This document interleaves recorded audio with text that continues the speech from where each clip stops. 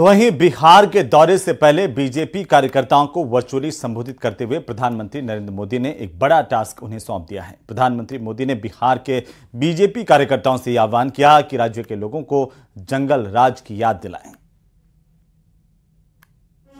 जो बुजुर्ग लोग हैं गांव में, वो अपने पुराने अनुभव बताएं कि जंगल राज में क्या क्या होता था, कैसी मुसीबतें थी।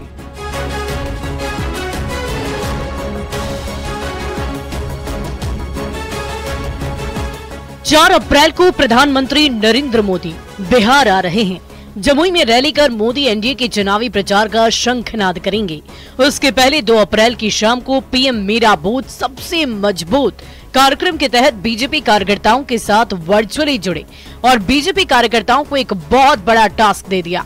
प्रधानमंत्री नरेंद्र मोदी ने बिहार के बीजेपी कार्यकर्ताओं से आह्वान किया है कि वो राज्य के लोगों को जंगल राज की याद दिलाएं, साथ में लालू राबड़ी राज और सीएम नीतीश के नेतृत्व वाली एनडीए सरकार के बीच भी फर्क बताएं।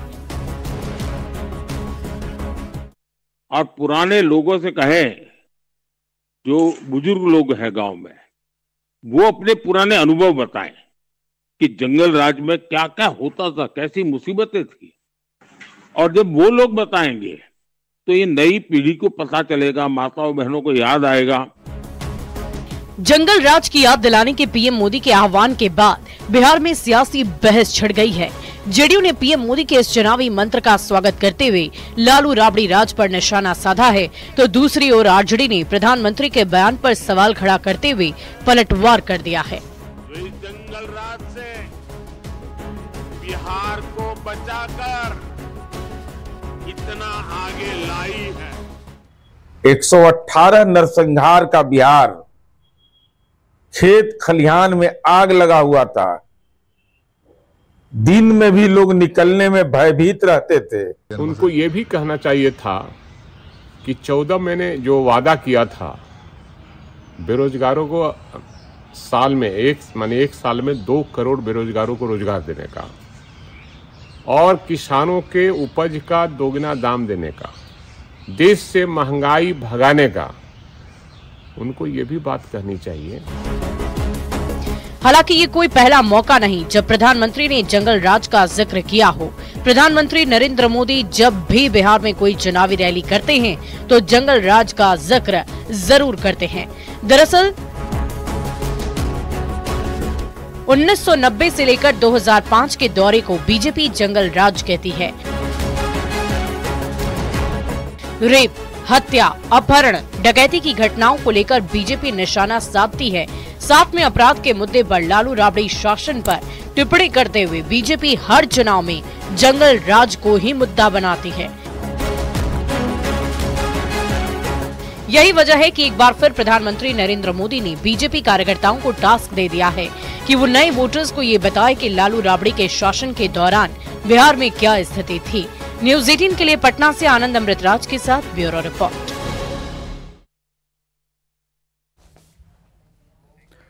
और इसी बीच खबर महाराष्ट्र से मिल रही है, जहां सूत्रों के हवाले से खबर है महाराष्ट्र में मुंबई की नॉर्थ वेस्ट लोकसभा सीट पर शिवसेना का शिंदे कैंप मराठी कैंडिडेट की तलाश कर रहा है।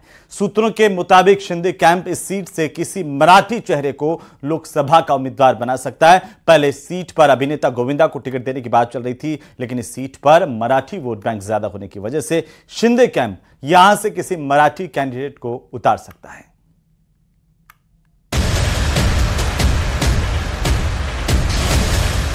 पहले सीट शेयरिंग में महीनों चली माथापच्ची के बाद अब उम्मीदवारों के नामों को लेकर शिवसेना शिंदे गुट में नई मुश्किलें खड़ी हो गई हैं। शिंदे गुट के लिए सबसे बड़ी परेशानी बनी है मुंबई की नॉर्थ वेस्ट लोकसभा सीट। सूत्रों की माने तो शिंदे कैंप इस सीट से किसी मराठी चेहरे को लोकसभा का उम्मीदवार बना सकता है। क्योंकि सीट पर मराठी वोट बैंक ज्यादा है, लिहाजा शिंदे कैंप यहां से किसी मराठी कैंडिडेट को उतारने की जुगत में है। पहले सीट पर अभिनेता गोविंदा को टिकट देने की बात चल रही थी। इसको बल उस वक्त मिला जब गोविंदा ने शिंदे कैंप की शिवसेना ज्वाइन कर ली, लेकिन उन्हें टिकट मिलने से सबसे बड़ी दिक्कत बना है उनका मराठी ना होना। अब रेस में सबसे आगे मराठी कलाकार सचिन खेड़ेकर हैं। मुंबई के मराठी परिवार में पैदा होना उनकी दावेदारी को मजबूती देता है। रेस में तीसरे दावेदार हैं शरद पोंक्षे। इन्होंने मराठी मंच से अपना करियर शुरू किया, जो उनके पक्ष को मजबूत करता है। साथ ही उन्होंने मी नाथुराम गोडसे बोलतोय नाटक में अहम भूमिका निभाई थी। रेस में चौथा नाम उद्धव गुट से शिंदे कैंप में आए विधायक रविंद्र वायकर का है, जो जागेश्वरी ईस्ट से पिछले 3 बार से विधायक हैं। दरअसल मुंबई की नॉर्थ वेस्ट सीट से शिंदे कैंप के मौजूदा सांसद गजानन कीर्तिकर हैं, जबकि उद्धव गुट ने इस सीट पर उनके बेटे अमोल कीर्तिकर को मैदान में उतारा है। बेटे की उम्मीदवारी का ऐलान होने के बाद सांसद गजानन कीर्तिकर ने अपने बेटे के खिलाफ चुनाव न लड़ने का फैसला किया है, जिसके बाद अब शिंदे कैंप ये सब प्लानिंग कर रहा है।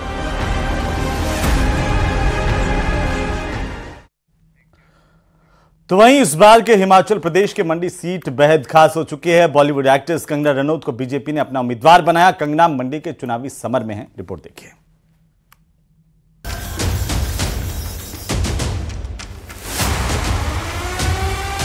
मंडी के चुनावी अंगना में कमल खिलाने उतरी कंगना बिना थके और बिना रुके अपने प्रचार अभियान में लगी हुई है।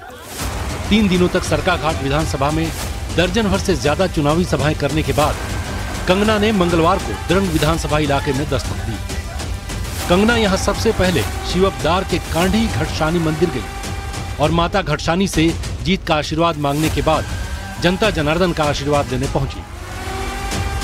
द्रंग से अपना खून का रिश्ता बताते हुए कंगना ने यहां कांग्रेस पर एक के बाद एक कई वार किए और कहा कि कांग्रेस ने देश का कबाड़ा कर दिया।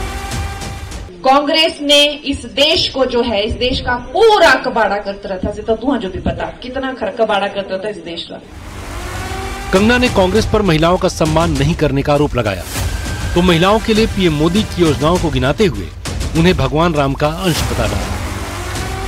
के लिए चाहे वो गैस सिलेंडर दे, उज्ज्वला से या उजाला से वो एलईडी लाइट दे, वो कभी थकते नहीं है। महिलाओं के कल्याण करते हुए वो थकते नहीं है।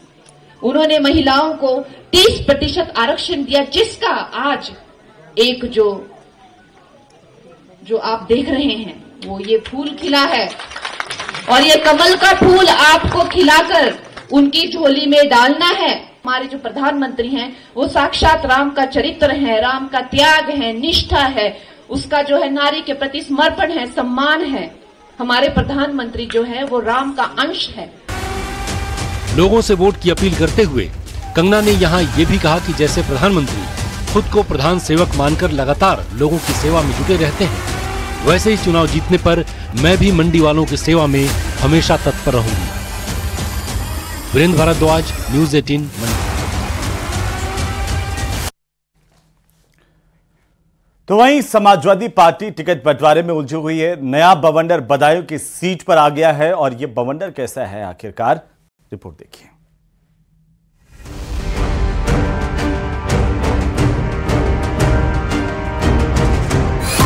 पश्चिमी यूपी में फंसी अखिलेश की साइकिल, फिर फंस गई समाजवादी साइकिल की सियासी चेन।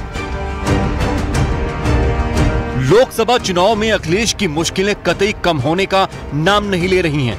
पश्चिमी उत्तर प्रदेश में पहले मुरादाबाद, फिर रामपुर और फिर मेरठ में प्रत्याशियों को लेकर अखिलेश की टेंशन अभी कम भी नहीं हुई थी कि तमाम गुणा गणित के बाद अखिलेश को आखिरी मौके पर उम्मीदवार बदलने पड़े। मुरादाबाद और रामपुर में तो इतनी फजीहत हुई कि पार्टी के सिंबल पर 2-2 प्रत्याशियों ने नामांकन कर ताल ठोक दी। आलम यह हो गया कि लखनऊ से दिल्ली तक चर्चा का बाजार गर्म हो गया। सियासी पंडित नफा नुकसान लगाने में लग गए। भला हो कि वक्त रहते अखिलेश ने डैमेज कंट्रोल कर लिया, लेकिन अब बदायूं सीट अखिलेश के गले की फांस बन चुकी है, क्योंकि सवाल कुनबे की बात पर अटक गया है।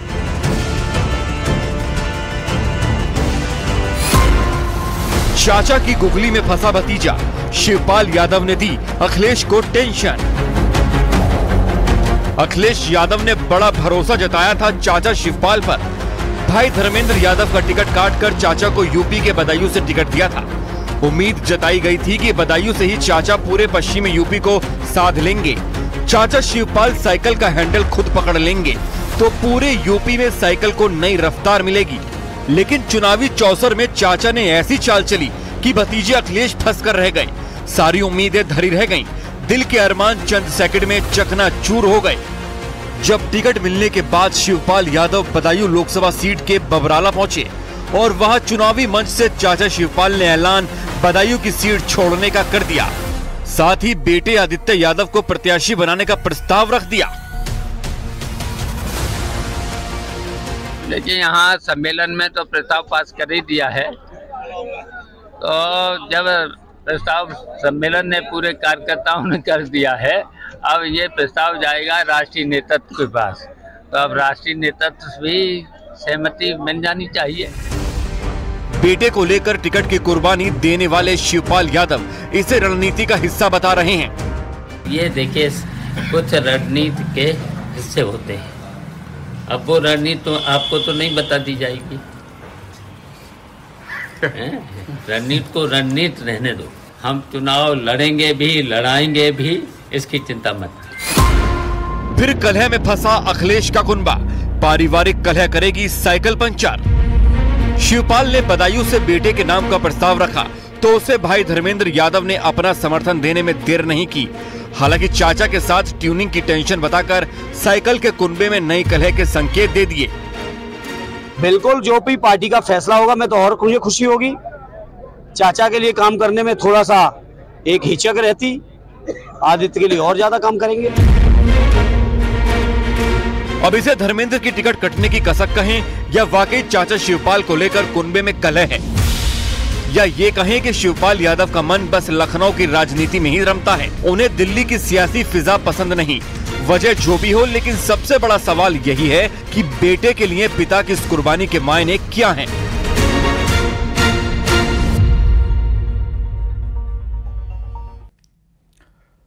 तो दूसरी तरफ बदायूं में समाजवादी पार्टी के उम्मीदवार को बदलने की अटकलों के बीच मुख्यमंत्री योगी आदित्यनाथ ने शिवपाल यादव पर निशाना साधा है।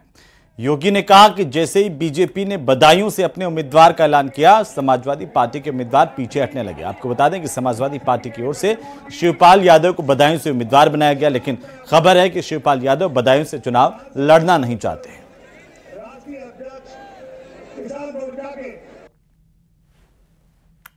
और जैसे दिग्विजय सिंह साके का नाम आप बदायूं से आया, तो पता लगा कि मुझे समाजवादी पार्टी के मन ने मैदान छोड़ करके भागना प्रारंभ कर दिया।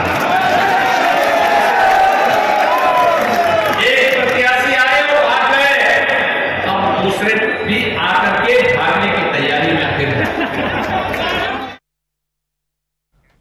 तो वहीं लोकसभा चुनाव से पहले इंडिया गठबंधन में सीटों के तालमेल को लेकर के देरी हुई। अब सीट शेयरिंग के बाद विपक्षी गठबंधन के भीतर बागियों ने अपनी मुसीबत खड़ी कर दी है। पूर्णिया सीट छोड़ने को पप्पू यादव तैयार नहीं है, तो सिवान से दिवंगत सांसद शहाबुद्दीन की पत्नी हिना शहाब ने निर्दलीय ताल ठोकने का ऐलान कर दिया। पहले से ही कटिहार और नवादा सीट पर अपनों ने नाराजगी जता दी और ऐसे में सवाल यह है कि क्या इंडिया गठबंधन का खेल बागी बिगाड़ेंगे?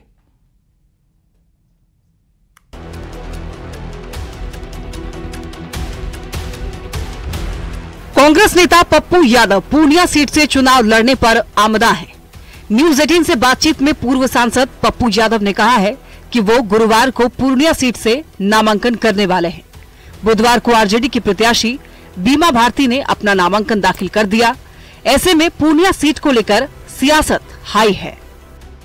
हमको लगा लालू यादव जी बड़े बेटे के तहत आशीर्वाद देंगे, और जब उसने सामने में आकर के पहला नामांकन करने ही आए पप्पू यादव के खिलाफ, और मंच पर आकर के जो मन में सो बोलते हैं, मेरे पास रास्ता अपने मां के आंचल के अलावे बचता क्या है, मरता क्या नहीं करता, love and war everything is fair. Tejashwi Yadav ने बीमा भारती को पूर्णिया की बेटी बताया है। कहा है कि बीमा भारती अति पिछड़ा की बेटी हैं, उनकी जीत पक्की है। और हम लोगों को पूरा भरोसा है कि बीमा भारती जी की जीत होगी। वो अति पिछड़ा की बेटी है और साथ ही साथ पूर्णिया की बेटी है, तो हम लोगों ने उनको उम्मीदवार बनाया। आरजेडी के खाते में गई पूर्णिया सीट से पार्टी उम्मीदवार बीमा भारती ने बुधवार को नामांकन किया, तो गुरुवार को पप्पू यादव भी नामांकन का पर्चा भरने वाले हैं। तो ऐसे में सवाल यही है कि क्या पप्पू यादव कांग्रेस पार्टी से बगावत करेंगे? इधर सिवान लोकसभा सीट से दिवंगत सांसद मोहम्मद शहाबुद्दीन की पत्नी हिना शहाब ने निर्दलीय चुनाव लड़ने का ऐलान कर दिया है। हिना के इस ऐलान के बाद आरजेडी की टेंशन बढ़ गई है। हिना शहाब ने दिवंगत सांसद मोहम्मद शहाबुद्दीन के निधन के बाद उनकी अनदेखी करने का आरोप लगाया है। तो उन्होंने साहब ने जो लकीर खींच दी विकास की, इसपे हम सब लोगों को बहुत गर्व है कि हम सिवान के हैं। और ये सिवान परिवार परिस्थितियों के कारण, जैसे कि उन्हें सिवान शहर से दूर होना। बात सिर्फ पूर्णिया और सिवान तक ही नहीं, कटिहार से तारिक अनवर को टिकट दिए जाने से आरजेडी के राज्यसभा सांसद अशफाक करीम नाराजगी जता चुके हैं।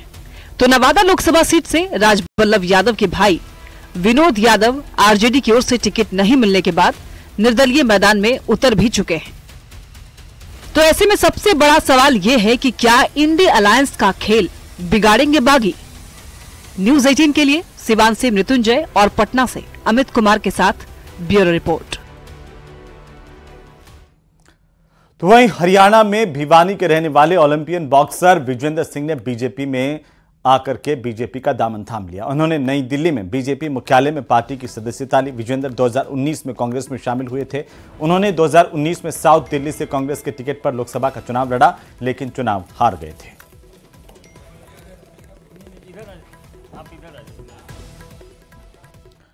उधर लोकसभा चुनाव का प्रचार जोर पकड़ रहा है और अमित शाह ने मुजफ्फरनगर से आरएलडी के अध्यक्ष जयंत सिंह के साथ एक संयुक्त रैली की है। इस रैली से अमित शाह ने विपक्ष के गठबंधन इंडिया पर जोरदार हमला किया। उन्होंने कहा कि अखिलेश और इंडिया गठबंधन नहीं चाहता था कि राम मंदिर बने। उन्होंने ये भी कहा कि भ्रष्टाचार करने वाले आज एक साथ खड़े हो गए हैं। जो घमंडिया गठबंधन इकट्ठा हुआ है, 12 लाख करोड़ के घपले घोटाले भ्रष्टाचार करने वाले लोग इकट्ठा हुए। मैं आपको बताना चाहता हूं, मोदी जी चौधरी चरण सिंह जी के गौरव समारोह में आए, उस दिन उन्होंने भ्रष्टाचारी बचाओ रैली बनाई और वो रैली में भ्रष्टाचारियों को संरक्षण देने की बात करी। मैं आज इस मंच से समग्र उत्तर प्रदेश की जनता को कहना हो, 2014 में मोदी जी ने कहा था जिन्होंने भ्रष्टाचार करा है वो जेल में जाएंगे, और 2024 में भी कह रहे हैं जिसने भ्रष्टाचार किया है वो जेल की सलाखों के पीछे चले जाएंगे। ये जो घमंडिया गठबंधन है, अखिलेश यादव जी की पार्टी, कांग्रेस पार्टी, ये कभी नहीं चाहते थे अयोध्या में राम मंदिर बने। मुझे बताओ, अयोध्या में राम मंदिर बनना चाहिए था या नहीं बनना चाहिए था? जोर से बोलो, बनना चाहिए था या नहीं बनना चाहिए था? एक कांग्रेस पार्टी ने 70 साल तक राम जन्मभूमि के मुद्दे को अटका कर रखा, लटका कर रखा।